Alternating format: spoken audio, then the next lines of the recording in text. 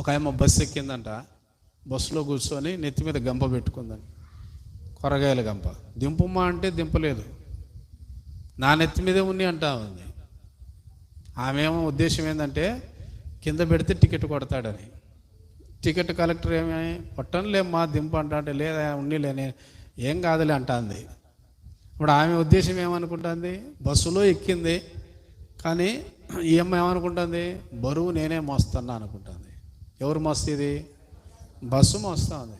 యేసు ప్రభులోనికి వచ్చి మనం కూడా చేసే పని చాలాసార్లు ఇట్లే చేస్తూ ఉంటాం.